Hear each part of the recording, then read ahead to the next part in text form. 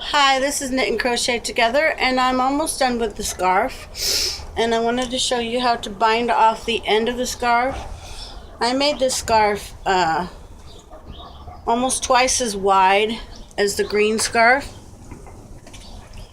This is the green scarf. And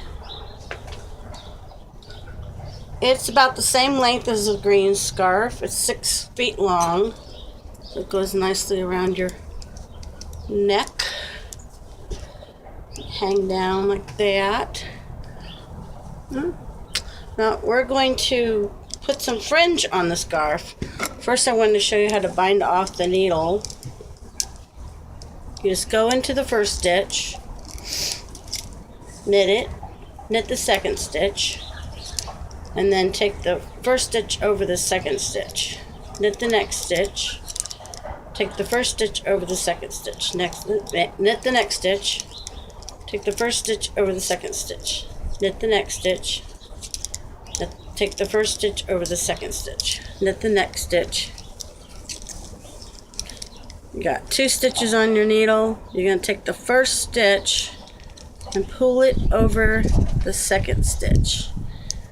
And in that manner, you're binding off your garment so that it's coming off the needle.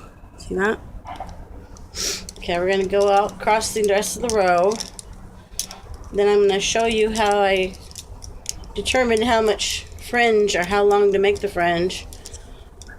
You can make the fringe any length you want.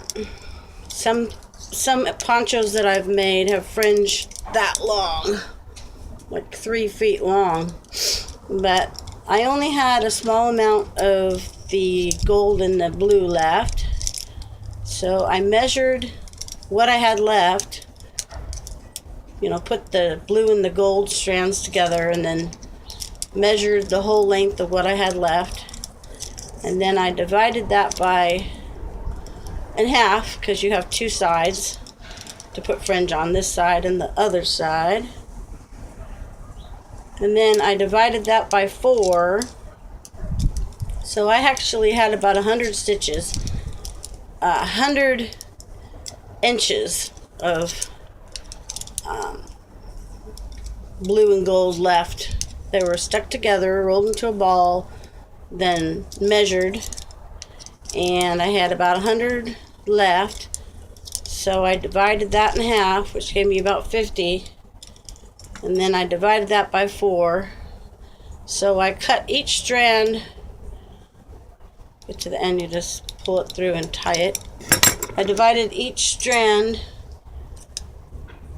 by 4. Okay, 100 divided by 2 for each side, and then 50 divided by 10. No, 4 divided by 50. So I figured out that I should use about 10 inches in order to be safe that I had enough yarn.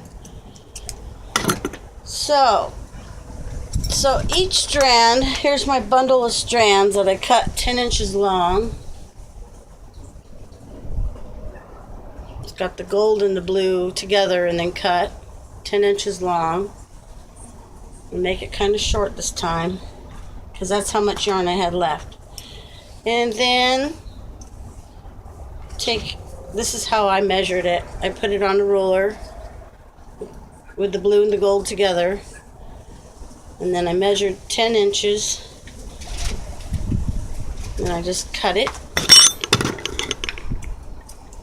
and then I fold it over and measure the next strands to that strand for a while till I start getting kind of off even lengths, and then I cut another 10-inch strand and measure a bunch to those. So we have a whole bunch of pre-cut strings, and so I'm going to take all of these strings and divide them by 2. So I'm going to count them. So I want about 6 strands in each tassel that hangs off of this, but as many as I can fit across.